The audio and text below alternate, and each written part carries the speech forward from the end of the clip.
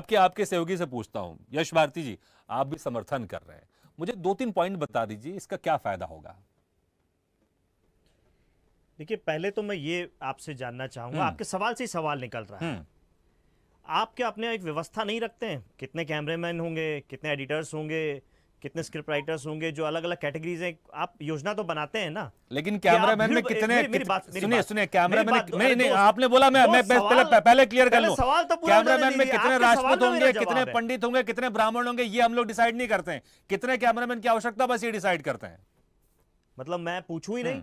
नहीं, मैंने कहा क्लियर कर देता हूं, जवाब दूं, मैंने कहा क्लियर कर देता हूं। आपने कुछ क्लियर नहीं किया, आपने बात ही नहीं आने दी। दिक्कत यही है कि बात ही पूरी नहीं आ पा रही है समाज के बीच में। उससे पहले ही ओवरराइड कर लिया जाता है, ओवरलुक कर दिया जाता है उस बात को।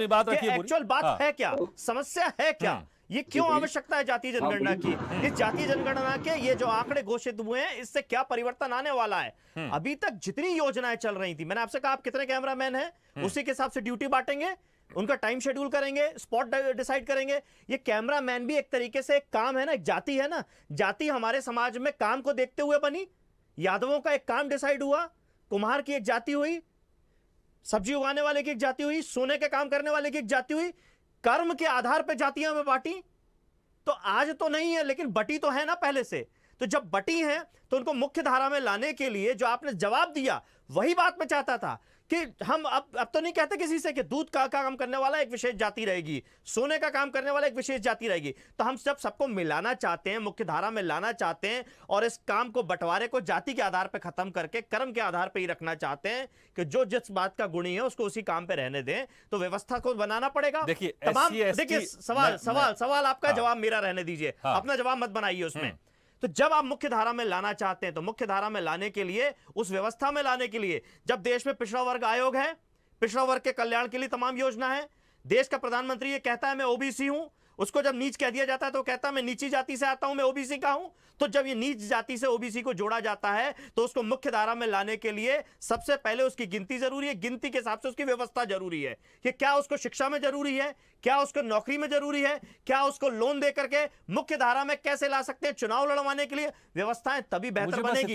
इस कमरे में 100 की कैपेसिटी है और आप 120 ले आएंगे तो व्यवस्था बिगड़ेगी। ठीक है, व्यवस्था बिगड़ेगी। मुझे बस इतना बताइए यश भारती जी, ओबीसी में बहुत सारे उसमें समाज के लोग आते हैं, ठीक है ना, यादव भी आते हैं, ऐसे बहुत सारे समाज के इसमें लोग आते हैं।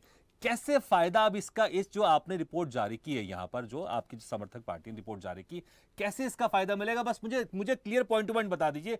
जो भाषण दिया आपने, सुनने में बहुत अच्छा लगता है, मुझे पॉइंट टू पॉइंट बता दीजिए कैसे फायदा मिलेगा, बस ये बता दीजिए मुझे। साहू जी, भाषण देने का काम हमारे देश में केवल नरेंद्र मोदी जी के पास है, जो समय समय पे देते रहते हैं, है ना। हमारा आपने मुझसे सवाल किया, मैंने फायदा बता दीजिए मुझे। मैं फायदे ही गिना रहा हूं, आपको समझ में नहीं आया तो उसका कोई मेरे पास आप कह रहे मुख्य धारा से जोड़ा जाएगा। भाई ओबीसी समाज का नेता है, जो ओबीसी समाज के जो लोग प्रधानमंत्री बने हुए हैं, आप कह रहे मुख्य धारा से जोड़ा जाएगा। मुझे बता दीजिए ना कैसे मुख्य, भाई रिजर्वेशन आप दोगे, ठीक है, मुझे आप ये बस पॉइंट टू पॉइंट बताइए। साहू जी सुन लीजिए, घर के बाहर अगर आदमी निकलता था और किसी तेली का अगर मुंह देख ले तो उसको अशुभ माना जाता था, ठीक। ये व्यवस्था कैसी थी उस समाज को, मतलब घर से निकलते ही अगर उस समाज के व्यक्ति को देख लेंगे तो वो अशुभ हो गया। तो ये सब चीजें खत्म कैसे करेंगे?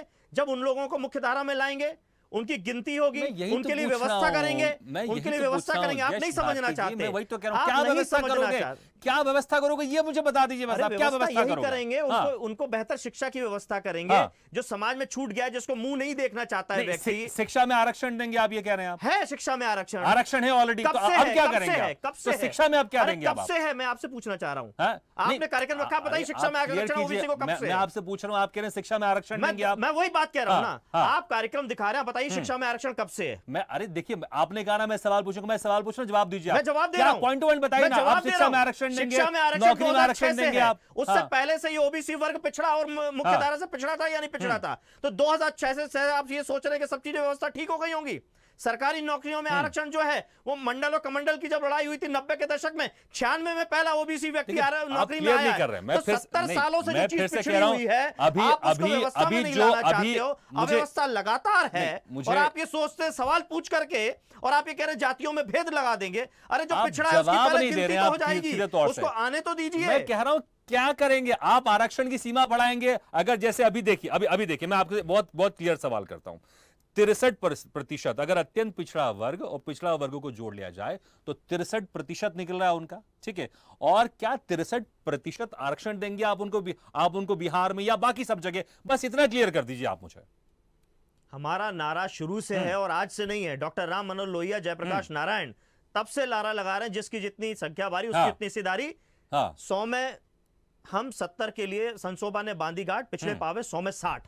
ये हम आज से नहीं कर रहे जब जातीय जनगणना नहीं हुई थी, क्योंकि ये सब जगह दिख रहा था कि जिनकी संख्या है उनकी हिस्सेदारी समाज में है ही नहीं। मैं वही कह रहा हूं ना, जब समाज में हिस्सेदारी नहीं तो बेहतर समाज कैसे बना पाएंगे? आपसे पूछ रहा हूं कि संख्या 3% है, कैसे इसको क्या करेंगे, फायदा होगा? मतलब ये कि आप जिसकी जितनी जनसंख्या उसके हिसाब से आप आरक्षण बढ़ाएंगे आप, ठीक है। इसी को लेके चलो आगे में, उनकी हिस्सेदारी होनी चाहिए नहीं होनी चाहिए, उसके हिसाब से आप आरक्षण बढ़ाएंगे। क्यों नहीं बढ़ाएंगे? ठीक है, ठीक है, ठीक है, उनके लिए व्यवस्था देनी है, आप उसके हिसाब से आरक्षण बढ़ाएंगे। ठीक है, ठीक है, ठीक है। बिहार में बैकवर्ड में आ जाती है, तो ये जो कंफ्यूजन होगा उसको एक अपना कंफ्यूजन भी दूर कर दीजिए ना। आप सीधे बोलिए ठीक है हम समर्थन में नहीं है और इसलिए नहीं है, हम बता रहे हैं, ठीक है, हम मान सकते हैं। आप कहते हैं समर्थन में, फिर आप उसकी विरोध में भी बातें करते हैं आप, ठीक है। मैं आप ही के पास मैं आऊंगा, आपके पास आऊंगा मैं।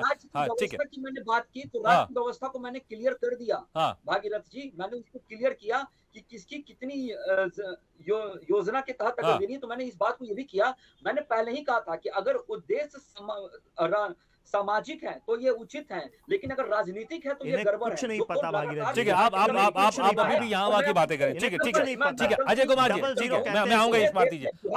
अजय कुमार जी मुझे ये बताइए, ठीक है, ठीक है, भागीरथ जी, हाँ 10 सेकंड ठीक है, ले लीजिए, 10 सेकंड ले लीजिए। पूरे राज्य में, पूरे देश की अगर बात करें तो बिहार को उन्माद का अड्डा बनाया जा रहा है। आप देखिए, जब से लगातार महागठबंधन की सरकार आई है, जातीय आधारित समस्याएं ज्यादा उत्पन्न हो रही है। ठीक है, चलिए हो गई बात, मैं आऊंगा, मैं आपके पास आऊंगा। कम से कम ना परोसी जाए, अगर नहीं अपना पक्ष रख पा रहे ठीक से कम से कम ठीक है, ठीक है, ठीक है। वो एमवाई तो बिल्कुल मुस्लिम यादव तो आप लोग को भर भर के वोट देते हैं, लेकिन आप लोग समर्थन तो कर रहे हैं, लेकिन मुस्लिमों में बहुत सारी जातियां, क्या उसके हिसाब से जनगणना की मांग क्यों नहीं कर रहे हैं? पता तो चले शिया कितने, सुन्नी कितने, बोरा कितने, अहमदिया कितने, सूफी कितने। आप उनका विकास नहीं चाहते क्या, कि सिर्फ हिंदुओं का विकास चाहते हैं आप? भागीरथ जी, मैं आपसे निवेदन करूंगा कि मेरी बात को बिल्कुल इंटरप्ट मत कीजिएगा, नहीं करो, पूरी बात आने दीजिएगा।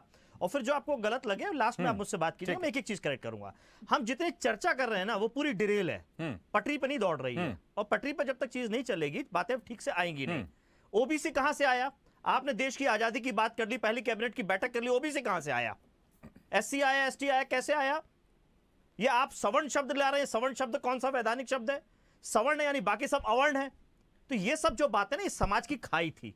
एससी एसटी इसीलिए बना, उसके बाद ओबीसी की सीधी बात आई। मंडल कमीशन जो बना वो इसीलिए बना कि ये एक बड़ा वर्ग जो सामान्य नहीं है, सामान्य वर्ग संवैधानिक शब्द है कि जो लोग सामाजिक, शैक्षणिक, आर्थिक रूप में पिछड़े नहीं हैं वो सामान्य है, और जो सामाजिक क्षेत्र, शैक्षणिक और आर्थिक क्षेत्र से पिछड़ गए हैं वो पिछड़े हैं।